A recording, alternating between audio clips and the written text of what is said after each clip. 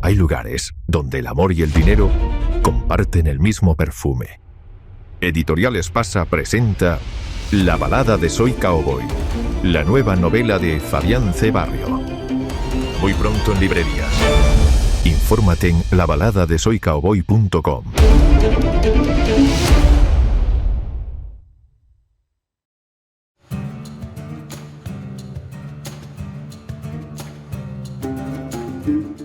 Hay países que uno visita y luego termina archivando en la memoria como una colección de imágenes sin trascendencia. Y hay otros que se te quedan bien dentro. Irán para mí pertenece a ese segundo tipo. Llegué a él con una mochila llena de prejuicios discretos y salí con algo mucho más incómodo. La sensación de que el mundo no encaja en las categorías simples que nos enseñan. Porque allí, en medio de una realidad que desde fuera se cuenta a brochazos gruesos, fui encontrando personas con una profundidad, una hospitalidad, unas sombras o una lucidez que desarmaban cualquier relato previo. Hoy quiero contarte 3 historias que me ocurrieron en Irán. Atravesé ese país en moto en 2012. Guardo recuerdos muy vívidos de aquello. Por eso cuando hoy escucho hablar de guerra, no lo vivo como una noticia más que desfila por la pantalla. Tiene rostros, tiene nombres, tiene conversaciones que todavía resuenan en mí. Y de pronto todo se vuelve más denso, más difícil de simplificar, porque ya no estás mirando un conflicto lejano, estás pensando en gente concreta, en vidas que una vez se cruzaron con la tuya y que ahora quedan atrapadas en algo que las supera. Y esa distancia que antes parecía tan cómoda se hace añicos y te obliga a mirarlo todo de otra forma. La planicie parecía no terminar nunca, y de pronto, como una herida en mitad de ese vacío, apareció un pequeño pueblo. Casas improvisadas, polvo pegado a las paredes, un puñado de hombres refugiados bajo una sombra mínima junto a un kiosco que apenas tenía 4 cosas. Me detuve para comprar algo de beber y, como suele pasar en estos lugares, la escena se llenó de preguntas. Es normal. La rutina de meses o incluso años de días idénticos se rompe por la llegada de un marciano. Es algo sobre lo que hablarán durante semanas. Uno de ellos hablaba algo de inglés y empezó a traducir. Y muy pronto llegó la pregunta inevitable, esa que parece casi un reflejo en los países islámicos. ¿Y usted cuál es su religión? Y respondí sin pensar demasiado, dije que era ateo, haciéndome el chulo. Y en ese instante algo cambió en el aire, porque los musulmanes pueden admitir que seas cristiano, que seas hinduista, que seas casi lo que seas, menos ateo. El ateo es un paria, alguien que vive al margen del mundo, un huérfano de padre, madre, condenado al ostracismo. Fue un error táctico decir que soy ateo. Nunca lo digas en los países musulmanes. Invéntate si quieres una religión, pero no digas que eres ateo. Había un muchacho allí cuya mirada no era como la de los demás. Era una mirada rota, como si llevara demasiado peso dentro. En todos los países musulmanes que he atravesado siempre, y digo siempre, he encontrado esa mirada desquiciada, de ojos muy abiertos, cuajados de rencor. Entre león y comadreja. Siempre termina apareciendo esa mirada entre la muchedumbre. Cuando el chaval escuchó la respuesta, se acercó, quería entenderme, quería encajar lo que yo decía en su mundo. Me preguntó a quién acudía cuando la vida se torcía, cuando el dolor apretaba o cuando alguien cercano moría. Y yo le respondí desde mi lógica, desde mi forma de estar en el mundo. Si tengo problemas, los resuelvo. No necesito a Dios para eso. Si alguien muere, Dios no me lo va a devolver. Pero cada palabra parecía empujarlo más lejos, como si le estuviera quitando el suelo bajo los pies. Su rostro se tensó. La expresión se volvió todavía más áspera, casi violenta. Y en ese cruce incómodo, yo diría que hasta físico, entendí algo que no se olvida jamás. Cuando una idea deja de ser una herramienta para entender la vida y se convierte en el único marco posible, cualquier grieta se vive como una amenaza. Verán ustedes, el fanatismo no nace de la fe tranquila. Nace del miedo a que todo se desmorone a tu alrededor. Cuando ese miedo se instala, el otro deja de ser una persona y pasa a ser un problema que hay que corregir o aniquilar. Atravesar el desierto iraní en moto es entrar en una especie de hipnosis muy lenta. Son horas y horas con la misma línea recta clavada en el horizonte. El calor empujando desde todos los ángulos y esa sensación de que si te detienes, vas a desaparecer. No hay pueblos, no hay gasolineras, no hay nada que te recuerde que el mundo sigue existiendo más allá de ese asfalto y de esa inmensidad ocre azotada por el viento. Y en medio de ese vacío, la moto empezó a beber combustible como si también tuviera miedo de quedarse ahí tirada. Yo iba vestido como un anuncio rodante, con aquel mono resplandeciente, la Triumph enorme, los logos de Mutua madrileña brillando bajo el sol. Para cualquiera que me viera desde fuera, debía ser algo casi irreal. Entre un extraterrestre y una estrella de cine, una anomalía atravesando el paisaje. Cuando entendí que no iba a llegar a una gasolinera, me desvié hacia un puesto militar perdido en mitad de ninguna parte. Debes entender que un puesto militar iraní era ya en aquel entonces algo muy intimidatorio. Tanquetas de camuflaje, alambre de espino, sacos de tierra, metralletas, garitas de vigilancia y soldados de uniforme que me ahorcarían si conocieran mitad de mi biografía. Pero detrás de los uniformes me encontré a chavales en apariencia inofensivos, que no llegaban ni a los 20 años, plantados en ese trozo de mundo como si alguien los hubiera dejado olvidados allí. Me miraron con curiosidad, con una sonrisa limpia, quisieron hacerse una foto conmigo. Uno de ellos me pidió, con timidez, si podía subirse a la moto, y lo hizo. Y acarició su depósito y me dijo susurrando, "It's alive".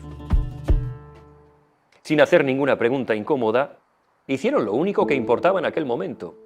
Me invitaron a té y me dieron gasolina. Me llenaron el depósito así, sin más. Y en ese gesto tan sencillo que casi pasa desapercibido, había una lección que se te queda pegada. Porque entiendes que el Estado puede empujar a esos chavales a custodiar la nada. Puede encajarlos en una maquinaria que ni ellos mismos terminan de comprender. Pero lo que no puede moldear del todo es esa forma casi instintiva de cuidar al otro.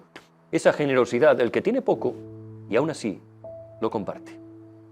Y ahí, en mitad del desierto, comprendí que los lugares no son lo que dicen los mapas ni los discursos, y desde luego no son lo que dice la propaganda, sino la gente que te tiende la mano cuando te estás quedando sin nada. Teherán me recibió con ese aire seco que parece raspar las entrañas. Me quedé unos días en la calle Amir Kabir, arrastrando una respiración incómoda, como si el cuerpo no terminara de adaptarse a la altura y al polvo. Pasaba las horas deambulando sin rumbo claro, buscando algo caliente que comer, algo que me anclara un poco a la tierra. Me acompañaba una insistente tos cavernosa, y en una de esas vueltas acabé en una tiendecita mínima de falafel, de esas que parecen sostenerse por pura inercia. Una plancha, un barreño de masa de garbanzos, aceite burbujeando y un chaval inclinado sobre todo aquello, trabajando con la concentración de quien lleva toda la vida repitiendo el mismo gesto.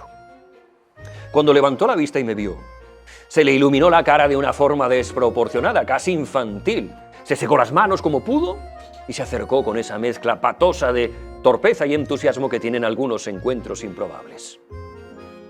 Del equipo de música sonaba Katy Perry y él, señalándolo con orgullo, dijo algo así como "Katy Perry, my love", como si me estuviera mostrando un secreto compartido. Hablaba un inglés precario, lleno de huecos, pero aún así consiguió contarme cosas que iban mucho más allá de las palabras. Cómo encontraba libros que en teoría no debería poder conseguir, cómo le obsesionaba Dostoyevsky, también decía Dostoyevsky my love, cómo esa música que llegaba de fuera le abría una ventanita al mundo. Quiso invitarme a comer, con una generosidad automática, pero yo insistí en pagar. Le dije que una cosa era la amistad y otra los negocios, y aquella expresión se convirtió en un mantra común que repetiríamos todas las veces que fui a comer sus bocadillos de falafel. Tenía 21 años. Aparentaba tal vez 35. Lo llamé Dostoyevsky, y él a mí me llamó Famián. Sin una lengua común, la conversación, sin embargo, fluía. Y fluía porque he llegado a la conclusión de que para que dos personas se entiendan no hacen falta idiomas, hace falta voluntad de entenderse. De hecho, hay personas que comparten el mismo idioma y no se entenderán jamás. Pues bien, le prometí a Dostoyevsky que al día siguiente volvería con la cámara. Cuando regresé, la noche siguiente, se había cortado el pelo, llevaba un mandil limpio, estaba nervioso, expectante. como si aquella foto fuera un acontecimiento importantísimo en su vida. Y nos la hacemos. Y yo seguí un ritual. Grabé la imagen en un CD y le añadí el vídeo de aquella vuelta al mundo en moto que había hecho un par de años atrás. Al día siguiente, al acercarme a su puesto, ya me estaba esperando en la puerta. Tenía los ojos encendidos, inquietos. Había visto el vídeo. Y entonces ocurrió uno de esos momentos que se te quedan grabados para siempre. Me miró y me dijo con una sencillez que desarma: "Your life is beautiful". Y luego empezó a explicarse con las manos. Ahuecó las palmas formando un espacio pequeño, casi ridículo, y dijo: "My life, falafel".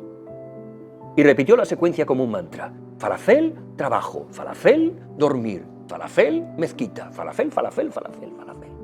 Sus manos seguían siendo ese cuenco estrecho donde todo cabía a presión. Y después abrió las manos de golpe como si estuviera desplegando algo inmenso, como si sus dedos se convirtieran en fuegos artificiales, y repitió: "Your life, beautiful, beautiful". Ese gesto, más que cualquier palabra, contenía una radiografía brutal de dos existencias que se cruzan un instante y vuelven a separarse. Ahí entendí algo incómodo, porque lo fácil habría sido quedarse con la idea de que yo tenía la vida amplia y él la vida estrecha. Pero lo que asomaba en sus ojos no era la envidia simple, era la intuición de un límite. Él había encontrado grietas en ese límite, en los libros de Dostoyevsky, en la música de Katy Perry, en la conversación torpe con un extranjero que aparecía de paso. Y aún así, su mundo seguía teniendo unos bordes muy claros. Lo que había visto en ese vídeo mío no era solo un viaje, era la posibilidad de otra escala, de otra forma de moverse por la vida. Y eso, cuando lo rozas y luego vuelves a tu rutina, pesa. La historia de Dostoyevsky no va de falafel. Va de lo que ocurre cuando alguien, en medio de una vida repetitiva hasta la extenuación, consigue asomarse a algo más grande. De cómo esa expansión puede ser una chispa o una herida. Dostoyevsky hablaba de eso constantemente, de personajes que sienten demasiado, que intuyen demasiado y por eso sufren. Porque comprender abre puertas, pero también te deja frente a lo que no puedes cambiar.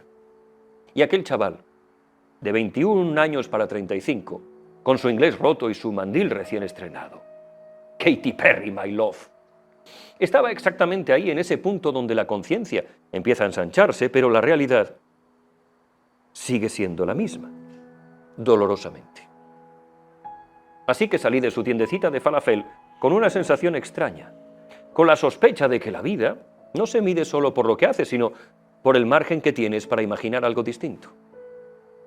Y que hay personas que incluso en las condiciones más estrechas encuentran ese margen en un libro, en una canción o en una conversación improbable. A veces eso basta para sostenerse, a veces no. Y esa incertidumbre, esa tensión entre lo que uno vive y lo que alcanza a ver, es una de las cosas más humanas que existen. Todos tenemos un mapa en la cabeza y una opinión afilada en la boca.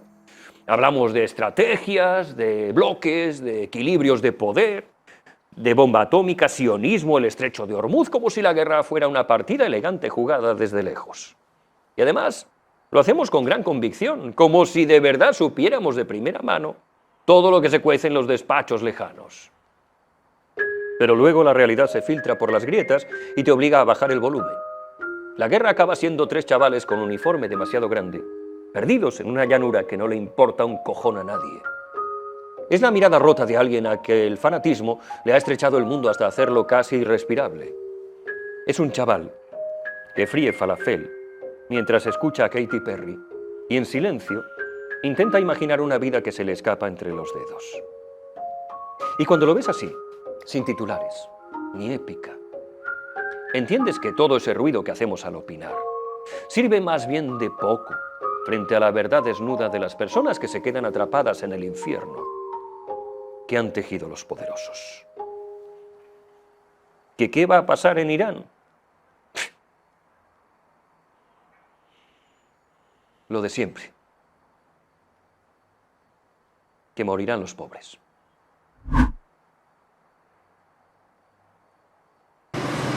Jaleo.